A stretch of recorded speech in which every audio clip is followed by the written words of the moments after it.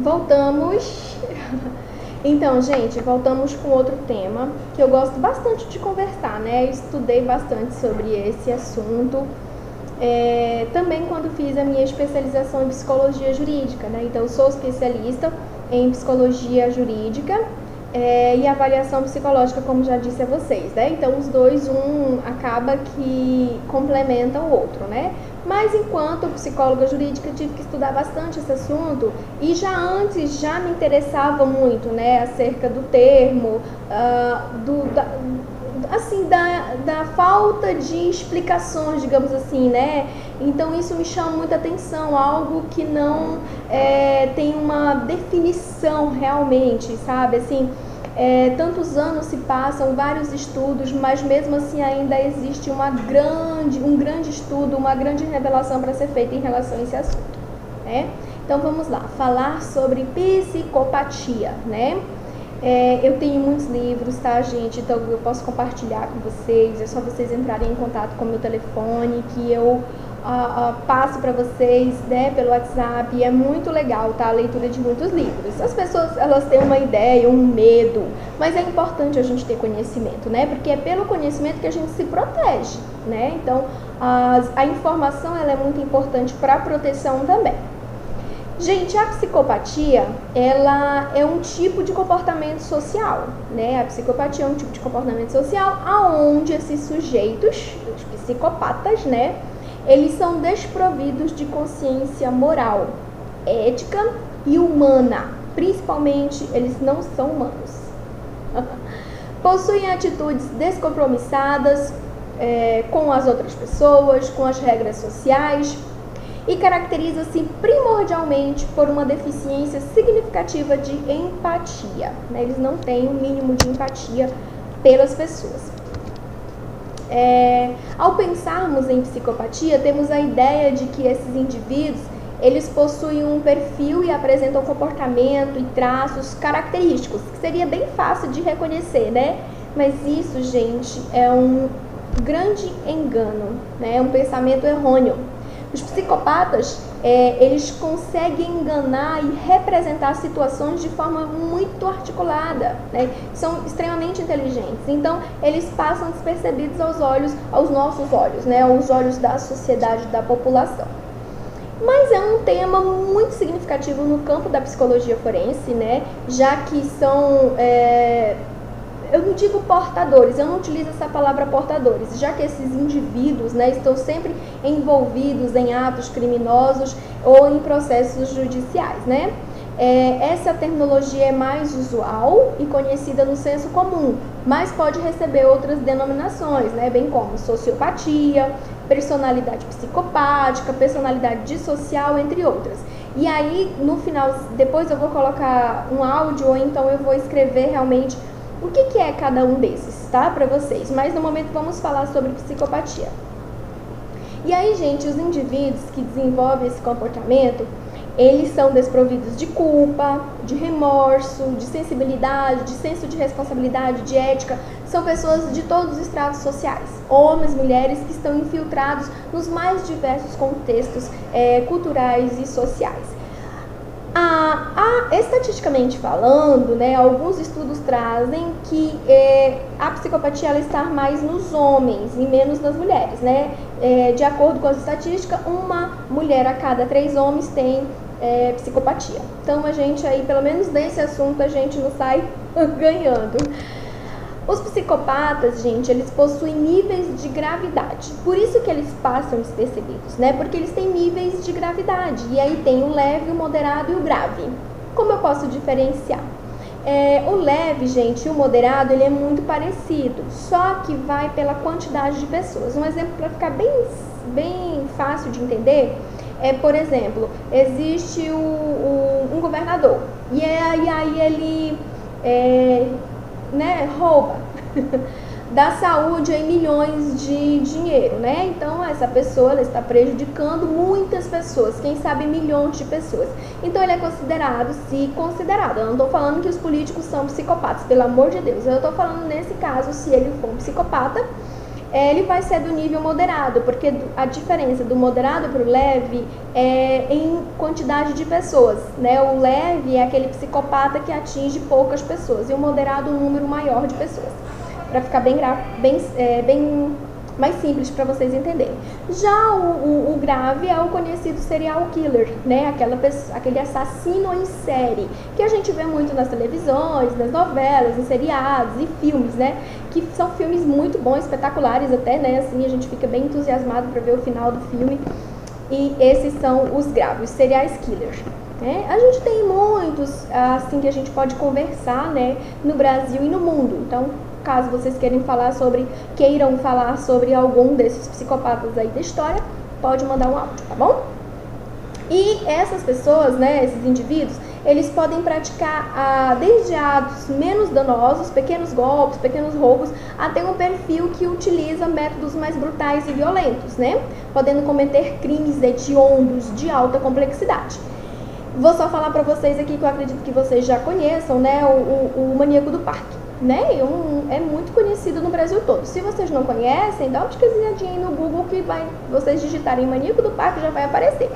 Então ele matou uma quantidade de mulheres no parque, aonde em entrevistas ele falou que ele conversava até menos de 5 minutos com a mulher e conseguia convencê-la a levá-la ao parque. Né? E chegando lá ele a matava. Entre outros super conhecidos aí no Brasil, né? Esse, se eu não me engano, o Maníaco do Parque, ele foi no Rio de Janeiro, mas tem muitas histórias, existem filmes em todos os locais. Tive que dar uma pausa, né? Alguém bateu aqui a porta, então vamos lá. Os sujeitos com tendências psicopatas, eles possuem uma deficiência muito grande de empatia, como a gente já falou, né? Então, gente, eles não têm a habilidade de se colocar no lugar do outro, tá? Eles são indiferentes aos sentimentos e os sofrimentos das outras pessoas. Eles não se sentem constrangidos ao mentir, eles não sentem nenhum tipo de remorso e eles não se preocupam em serem desmascarados. Na verdade, alguns dos psicopatas, né, que já falaram, que deram entrevistas, eles sentem prazer ao ser desmascarados, porque é uma forma deles serem lembrados pelos seus crimes. E assim, falando de história, né, de humanidade e tal, da história da humanidade, nós levantamos duas questões importantes, né, a história da psicopatia. A primeira delas é o fato de que a psicopatia, ela sempre existiu, né, e assim, sempre existiu, mas a gente tem essa grande dificuldade ainda de compreender esse fenômeno, esse trem aí. E a segunda é que a presença da psicopatia em todos os tipos de sociedade, desde as mais primitivas às mais modernas, então, essa segunda aponta para a presença dessa psicopatia, né? Então, assim, são duas questões, né, que sempre existiu e em todas as sociedades. Então, é uma ponta e a outra, né? E mesmo assim, a gente ainda tem um tema tão complicado, né? Assim, as pessoas têm medo de falar, as pessoas não têm total conhecimento acerca desse assunto. E, assim, gente, esse segundo é que ele quer dizer o seguinte, que reforça, então, a participação de um importante substrato biológico na origem desse transtorno, né? Então, há origem biológica ou não, né? Então, há sim, de acordo com alguns estudos, origens biológicas que podem causar a pessoa nascer com psicopatia. No entanto, gente, não invalidam a participação de que os fatores culturais, que é essa segunda, né, podem ter na modulação desse quadro, ora inibindo o desenvolvimento, ora contribuindo com o desenvolvimento da psicopatia. Isso quem disse não fui eu, foi Silva 2008. E aí, minha gente, a psicopatia, ela é utilizada para especificar um construto clínico ou uma forma específica de transtorno de personalidade, tá? Mas calma lá. Que é prevalente em indivíduos que cometem uma variedade de atos criminais e geralmente se comportam de forma irresponsável. Mas isso, né, que foi dito, vem caindo por terra já há bastante tempo, né? Que há vamos dizer assim, uma discrepância entre o transtorno e entre o psicopata, né? Que o psicopata é um indivíduo assim, então não é um transtorno, ele não pode ser julgado, né, como um transtorno, porque é uma pessoa que infelizmente não tem transformação. E todo transtorno ele tem tratamento, já a psicopatia não tem tratamento, então ela não pode ser dada como uma doença. Compreenderam aí a conclusão que eu quero dar para vocês? Espero que sim. Se não, no PV lá ou no grupo podem perguntar. Embora os termos psicopatia e transtorno de personalidade eles estejam relacionados, eles possuem diferenças, né, que vale a pena serem faladas, comentadas. O transtorno de personalidade, que é o antissocial, né, que está dentro do nosso manual, que é o DSM-4, já estamos no número 5, e no CID, que é a Classificação Internacional das Doenças, a psicopatia ela não está inclusa em nenhum destes manuais, né? Ou seja, só o transtorno de personalidade antissocial, que é diferente de psicopatia. Transtorno de personalidade antissocial é diferente de psicopatia. Então, gente, nós falamos o quê? O que nós concluímos? A psicopatia não é desenvolvida somente por questões comportamentais, mas também por questões interpessoais e afetivas. E ela pode ser desenvolvida como a pessoa pode nascer, né, psicopata. Então, a gente não pode colocar como uma doença, tá? Não é uma doença. E aí o DSM-4, né, voltando a falar da personalidade antissocial, ele traz alguns critérios. Só que eu não vou falar sobre esse assunto para não confundir a cabecinha de vocês, tá bom? Para não confundir. Mas o DSM-4 ele traz aí alguns critérios que classifica a pessoa que tem personalidade antissocial, que não é a psicopatia. É um transtorno de personalidade. São duas coisas distintas. Falando sobre os processos de avaliação da psicopatia, ou seja, tem como avaliar para saber se a pessoa é um psicopata? Sim, tem sim, né? Durante muito tempo, né, houve-se assim, uma grande confusão, né, e também tem que ser um trabalho minucioso para poder dizer, diagnosticar, não é diagnosticar a palavra, né? Falar que o indivíduo, que o monstro, né, que ele é psicopata, com algumas, como o levantamento da sua história, né, desde quando era criança, como também o tipo de criação, como os atos violentos, ou seja, os crimes que essa pessoa cometeu. Por isso é muito complicado, gente, falar sobre a questão do psicopata leve, né? Vocês compreendem? A porta de novo. Mas é isso aí, faz parte, né? Eu não consigo ficar sozinha. E aí, gente, é mais ou menos isso aqui, né? Meio que me perdi aqui, mas... E já me perdi de novo, né? Acabo, toda vez que tem que dar pausa, acontece isso, né? Enfim, gente. E aí, na década de 80, né, existiram muitos estudos em relação a esse assunto, mas faltava um método, um padrão para avaliar com mais precisão e tal a questão da psicopatia. E tornava difícil comparar os dados, os resultados obtidos. Dessa forma, um cara, né, um homem, Robert Hare, ele foi, né, um dos principais especialistas da psicologia moderna, dando ênfase a esse assunto, a psicopatia. E ele criou um método, né, através de um inventário, ou seja, de um questionário, para falar se a pessoa era psicopata ou não. O que ele criou foi um questionário, onde ele chamou de PCL, né? Embora, tá, gente, não seja o único método de avaliar a psicopatia, tornou-se uma medida de padrão de conhecimento acerca desse assunto, desse indivíduo, né? Então, os psicólogos forenses, eles são responsáveis por marcar as alternativas que estão presentes e identificar se o sujeito apresenta aquelas características que estão falando lá ou não. Essa pergunta é bem pertinente, né? Porque acaba que, por mais que eu esteja falando anteriormente, mas a gente sempre fica em dúvida, né? Então, existe tratamento para psicopatia? Não, tá, gente? Não. O que pode ser feito é, tá, uma psicoterapia, só que eles são indivíduos que eles fazem a terapia e eles respondem de acordo com o que a gente espera que eles respondam, porque eles são indivíduos inteligentes, né? Então eles aprendem. Na verdade, a psicoterapia pode contribuir para o aprendizado deles na continuidade da continuação dos crimes, né? Então, assim, muitas discussões foram levantadas a respeito da recuperação dos psicopatas, porém não existem comprovações que afirmem que eles podem de fato se recuperar, tá? Então, não existe tratamento psiquiátrico e nem tratamento psicológico até o momento que vão fazer com que essa pessoa possa ser recuperada. Muito menos ficarem presos. Porém, eles necessitam ficarem presos, porque eles precisam ser afastados de indivíduos bons, como nós, né? Pessoas boas, pessoas de bom coração, pessoas que têm empatias, que não cometem os crimes que eles cometem, né? Portanto, eles precisam ficar presos.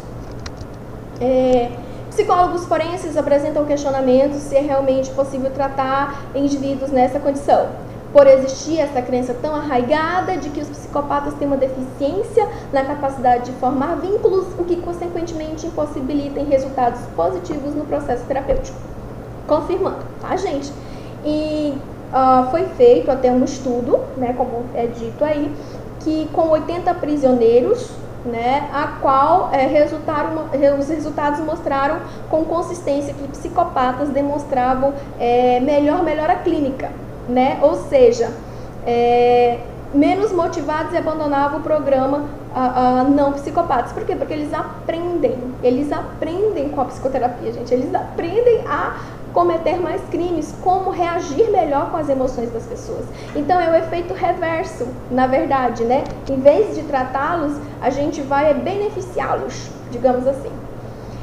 Como identificar um comportamento psicopata? Tá? Muito importante vocês prestarem atenção.